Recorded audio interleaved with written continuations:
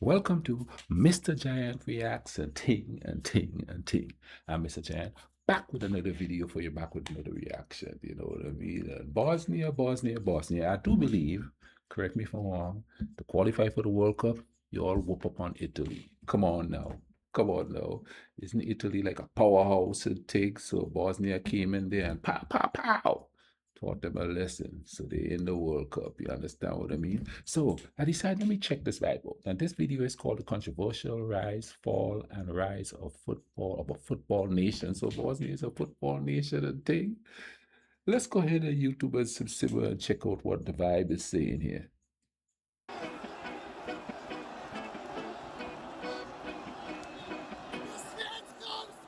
These were the scenes after Bosnia and Herzegovina beat Italy to qualify for their second World Cup. In the heart of the Balkans, this small country shocked the world. Absolute eruptions of celebrations were going on in every city. It seems like sunshine and rainbows, but Bosnia's road is nothing short of shaky. A national team that didn't even have proper equipment, to a one that was 13th in the world, and a one that had another downfall and another rise after that. This is far more than football. This story reflects the country's resistance and upbringing from war, politics, and corruption, which makes the beautiful game so incomparable. As a proud Bosnian and Herzegovinian, I am more than happy to welcome you to the most compact English documentary about this national team and the biggest shock of these World Cup qualifications. Grab your favorite snacks, drink something good, and enjoy the video. Let's go. Let's see what the vibe is. If we go back to the early to mid 90s, just 30 years ago, this was the reality of Bosnia and Herzegovina. Gunshots, explosions, migrations, and many other horrible things. If I had to mention the most painful ones, those are the biggest genocide in Europe and the biggest siege in the world since the Second World War. The spirit should have been non-existent in Bosnia, but football showed a crucial light at the end of this tunnel. If I tried to explain the love for football from this nation, even during depressive times, the statues of footballs on Bosnian graves from the war explain it better than I ever could with words. Wow, outside of the country, Bosnia's unofficial team of players that were in Europe played friendlies. The first game inside the country's border happened under siege in 1994 between FK Sarajevo and a made-up squad of UN's peacekeeping force. While the soldiers had long days and even longer nights on the battlefield, everyone did their part to contribute any little thing for their independence. And football was one of the things that brought the most attention to the war and the most joy to the people. U takvoj situaciji, u takvoj jednoj groznoj, nevjerovatnoj, mučnoj situaciji, ja razmišljam o fudbalu. Razmišljam da će taj period uticati puno na mene i pokušavam da trčim. Idem kroz komšiluk. Meni je to bio odmor, meni je to bio izlaz iz neke depresije, meni je to bio izlaz u budućnost.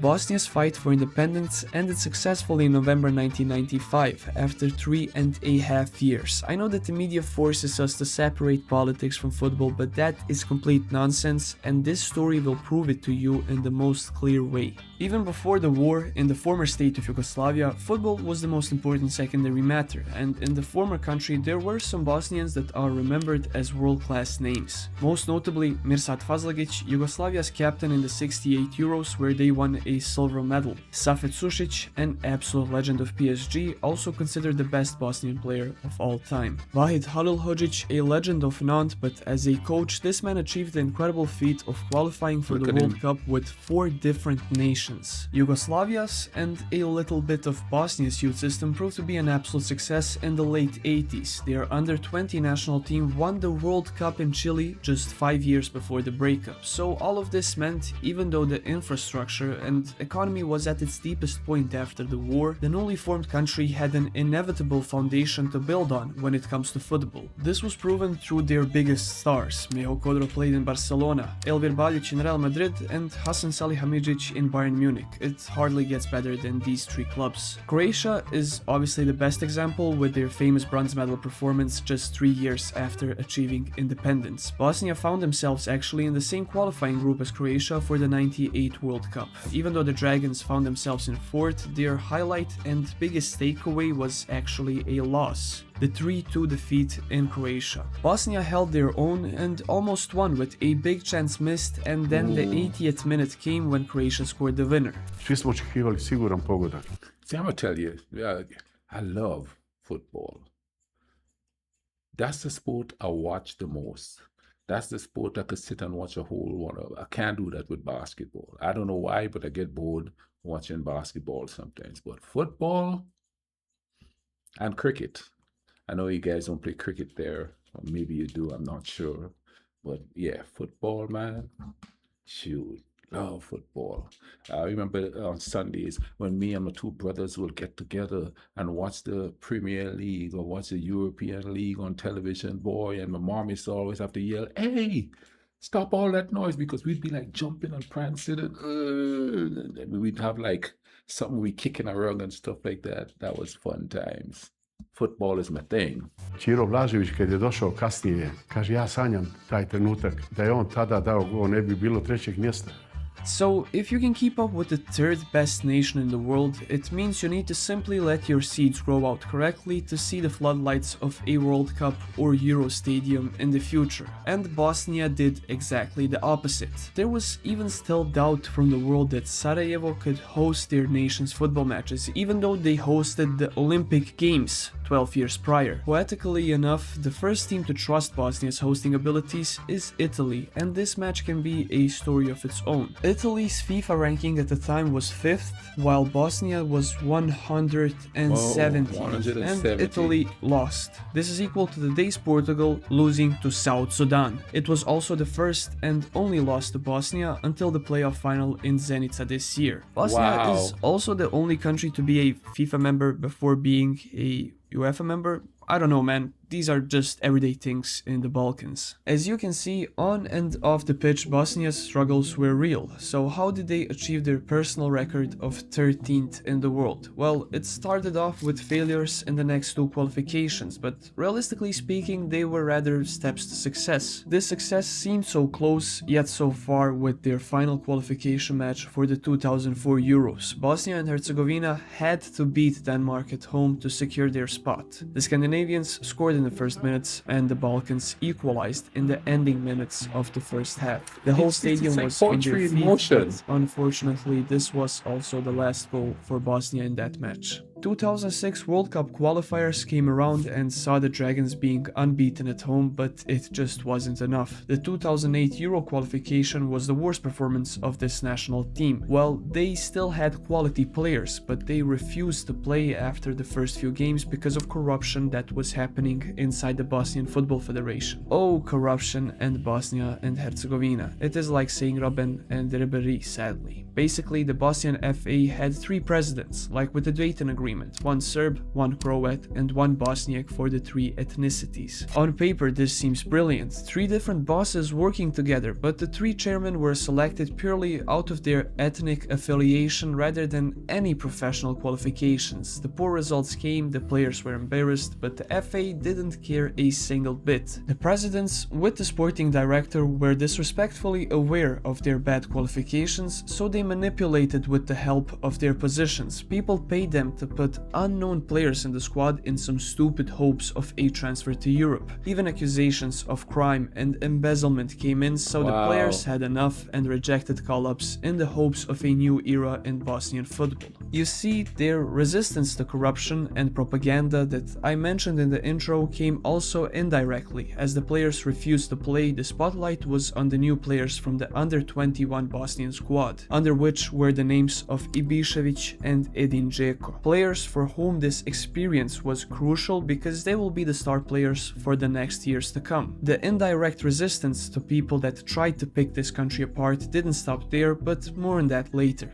Reforms came into the FA, and the first announced manager proved that, no other than the man, the myth, the legend, Miroslav Ćiro Blažević. In the most heated time of Bosnian football, Ćiro stepped in and laid foundations with a new generation of players. Bosnia finally started to reach at least the playoffs of the upcoming qualifications. In the first one, the Dragons didn't have any luck to show for. The opponent was Portugal, and Bosnia didn't back down, but they hit the woodwork 3 times near the goal in the away away game only, so Portugal went through with 2-0 on aggregate. The situation in the FA was still weird, so Ciro had enough. He left and Safet Sušić, who I mentioned at the start, came in. Now, the corruption inside of Bosnia wasn't enough for this national team, so they got welcomed with corruption in Europe in their deciding game against France in 2011. Many consider this the best performance of Bosnia and the best atmosphere of Bosnian fans until then, but the referee was just atrocious. Just to name a few of many, 52nd minute, Maluda ended Muija's season with this tackle, a red card as clear as day, but no, not even worthy of a yellow.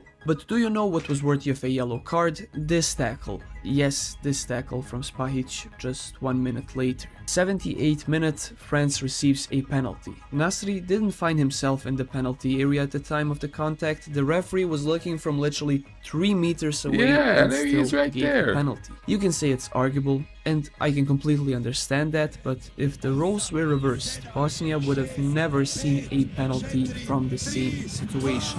2 years later, Bosnia and Herzegovina finally qualified for a major competition, 2014 World Cup in Brazil. The celebration went until dawn, cities were blocked, and it was the most beautiful night of my childhood. Bosnia achieved 25 points in their group and almost had a bigger goal difference than points. This is how Bosnia's rise came to light. They were the 13th best country in the world, and rightfully so. After falling short multiple times, they used this experience to their favor and were ready for the World Cup. The first game was against the future finalist, against Argentina, with a 2-1 loss. Even though it didn't go as planned, their performance proved that they will be a dark horse in this tournament, but corruption inside their own country and continent wasn't enough, so they experienced corruption even on the opposite side of the world. It's the 21st of June 2014 and Bosnia is set to face Nigeria. Džeko scored in the opening minutes, but it was offside. As a Bosnian and Herzegovinian, I have heard the sentence "it was not offside" around 16,000 times till this day. They also tried to fool the viewers with the graphic of the offside. The line should have looked like this. I mean, an absolute disaster class from the referees. Bosnia beat Iran in the last game, so if the match against Nigeria fairly ended up in a draw, Bosnia would have gone through. After the game, Iran's manager said, "Congratulations to Bosnia. With all due respect to Nigeria and Argentina, the best team in the group didn't qualify." If they did qualify as the second place in the group, guess which nation waited for them? No other than France. I can guarantee that this would have been one of the most remembered games of the 2014 World Cup because of the drama just 3 years ago. I honestly think that Bosnia would have been the favorites of this round of 16 matchup. It would have been a close match according to the FIFA rankings, but they dominated France in the qualifiers and their motivation for this match would have been fueled by that controversy. The next opponent would be the other finalists, Germany, so yeah, that would have been the end of a still incredible story. With this achievement, it seemed like it was finally the start of something great, but Bosnia's downfall started exactly after reaching the top. Legendary Safet Sušić could not find solutions in the next qualifiers, where Mehmet Baždarević, one of the first captains of Bosnia and Herzegovina, was appointed. Another playoffs, another missed opportunity, but with Baždarević, Bosnia won their first and hopefully not the last trophy, the Kirin Cup, in 2016. It is something like a friendly tournament, similar to the Audi Cup, but for nations, and Bosnia won it against solid teams in Denmark and Japan. So yeah, who would have thought that Bosnia has won the same amount of trophies as England in their history? In the 2018 World Cup qualifiers, the Dragons choked like never before. A goal conceded from Greece in the dying minutes of the game, leading against Belgium to also lose in similar fashion. This led to a generation change in Bosnia's roster as veterans retired from the national team. The new roster was flawless in the Nations League, but their qualifications for the 2020 Euros were another disaster. 4 points in the first 4 matches, which mathematically already destroyed their hopes, and everything continued to go downhill from this point on. And this was the hardest period for the team, for the fans, and the nation. Another playoff was secured, this time because of their first place in the Nations League. Their opponent, Northern Ireland, who they dominated in the mentioned Nations League campaign. This seemed like the easiest route to the European stage, but Bosnia underestimated their opponent. I'm gonna have to start paying more attention to the leagues up over there, man, because I'm seeing some crucial skills and stuff, you know, and I know that's old thing. But man, they in the World Cup right now, so they have to have some good games going on over there and stuff like that. And with all the history and stuff that's going on there, shoo, and lost in penalties. 22 World Cup qualifiers, let's just forget about it. 24 Euros, playoffs again, plainly because of the Nations League again. Bosnia played against Ukraine. They were leading until the 85th minute as Ukraine scored another goal just 3 minutes later. The 5th playoff for Bosnia, another missed opportunity. The absolute downfall of a football nation was also proved in the FIFA rankings, a drop of 60 places in 9 years. The Bosnian FA had to take urgent steps for at least a slow but sure climb back to the old days. And the first step after the failure against Ukraine was a risky one. The new manager was a ridiculous move from the presidency. Sergej Barbares, without any official manager experience, was appointed as the boss of the most prestigious team. The former Hamburg player was a captain of the national team, and the captain of the 2014 squad, Emir Spahic, was appointed as director. No one believed in Sergej, myself included. I can't lie. The plan was to prepare for the 28 Euros, so the 26 World Cup qualifiers were imagined as a practice ground for their development, so to say. A Nations League campaign in the Group A awaited them. They conceded 7 goals against Germany, this being Bosnia's greatest loss. Just 7 games in, and Barbares didn't win any. The pressure was cosmically high from the media, but Sergej stood his ground like a champion. Kakav osjećaj trenutno prevladava kod vas i da li možda razmišljate o ostavci nakon ovog debakla? To ti je ozbiljno sada.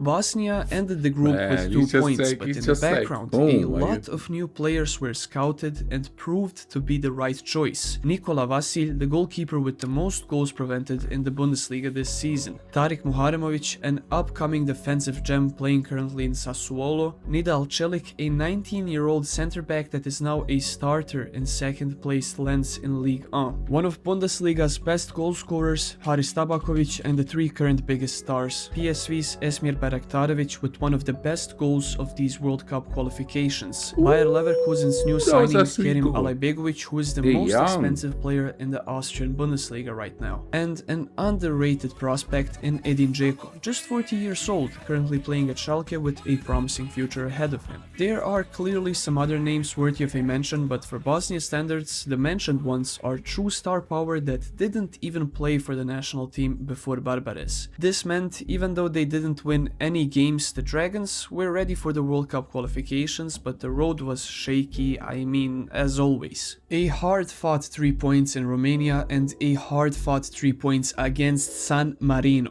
Yes, you heard it right. But lessons have been learned, and it all came down to the final game in Vienna against Austria.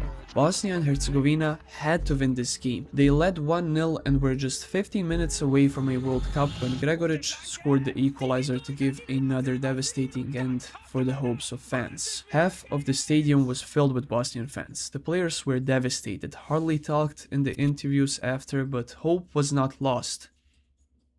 Sekunde su nas dijelile od plasmana, ali nismo ništa izgubili, imamo baraž, moramo dići glavu, moramo biti ponosni na sebe kako smo utakmicu odigrali i moramo nastaviti. 4 months went by and the game against Wales came. Barbares posted a motivational post on Instagram before the games and the hype was real. I think I don't need to talk much about these 2 games. Everyone saw what happened. 2 times Bosnia was in a 1-0 deficit. It was 1-1 at full time in both games. 2 times it went to penalties and 2 times Bosnia went through on penalties. I don't know how I didn't receive any gray hairs after this stressful week. Bosnia played more penalty shootouts in a 5-day span than in the last 30 years. Do I even have to say that in Italy's goal was the same goalkeeper that stayed ice cold in an Euros final? But hey, we went through and proved that hard work pays off and a huge upgrade is possible in just 2 years. For the end, do you remember me talking about the resistance of Bosnia and Herzegovina from people that tried to pick it apart? Well, the aggressors achieved over 2 million people leaving their homes in Bosnia and Herzegovina, but these migrations only gave fuel to the fire of the people to go even harder in achieving their dreams. I'm not lying, and it is proven in the current football squad. From the 16 players that played against Italy, 11 of them were born outside of Bosnia, mainly because their families left due to problems problems with war and corruption in the country. Nevertheless, this means 23 players in total,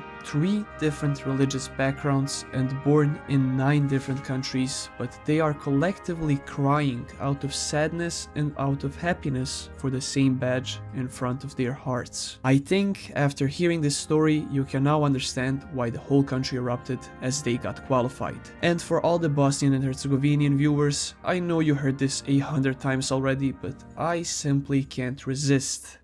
I'm from Bosnia, take me to America.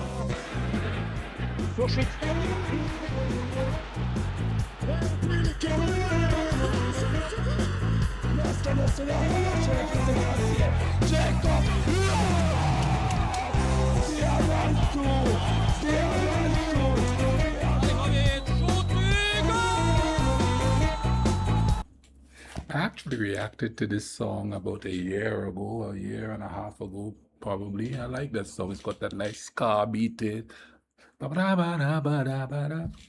Wow. Man, see, countries that come out from under struggles, and I ain't even gonna, I don't know the politics of the situation there, and I'm not an expert on it, so I'm not gonna even adventure to talk about it. I'm going to say this, that coming out of any kind of a turmoil in any country and stuff like that, you want to prove yourself, boy, and the things you have is sports, music, your extraordinary culture, your food. You go hard. You go hard, and you could tell that, you know what I mean? And the thing about it is, it's like, you know, they just keep going, you know, bad appointments, you know, all that other stuff that's going on and all of that there, they still kept going. And it looks like the team that went to the World Cup is a young team. You understand what I mean? Which means there was a couple of 19-year-olds, 2 or 3 19-year-olds. I mean, come on. They're going to be around for another 10, maybe 15 years, you understand what I mean, and thing. And they say that some of them are like, they're from other countries and stuff, or living in other countries, or were born in other countries, but have Bosnian parents and stuff like that. They go back home and take care of business. See, that happens on the island too. You know what I mean? We have we had a couple of other players in track and field that were born in New York, went back home, you know what I'm saying? Because they have parents from the island and played for the island. You know what I mean? And it's kind of cool that that happens, because they're able to go to the Olympics. They're able to go to the World Cup if they get qualified. They're able to do all these, you know, participate in all these international sporting events that they wouldn't be able to, you know, otherwise. And that's kind of cool. But man, what a struggle to the top. And then they end up coming full circle and thrashing Italy. I do believe it's in penalties, he said. All right, all right. See, I'm a soccer person. You know what I mean? I've seen Romania play games before. I don't think I've ever seen Serbia play games. It's the first time I've paid attention to Bosnian football. But I'm going to have to look it up and pay some more attention. I hope you guys enjoyed this, because I did. It's a very good story. And check the vibe out and thing. In the meantime, check out the merch. Link in the description. 5% off your order. You understand what I mean? I have t-shirts that says Bosnian soul, Serbian soul. You know what I mean? Balkan food, it hits different. You know what I mean? Balkan soul, one love. You know what I mean? Just go check it out and take. You understand? In the meantime, let's take care of each other. Let's try to bring peace to the world. Let's love each other. Come together, like he said. There's 3 different religious groups on the team. We could live together and have difference of opinions and religions and thoughts and stuff like that. So take care of each other. Peace to the world, y'all.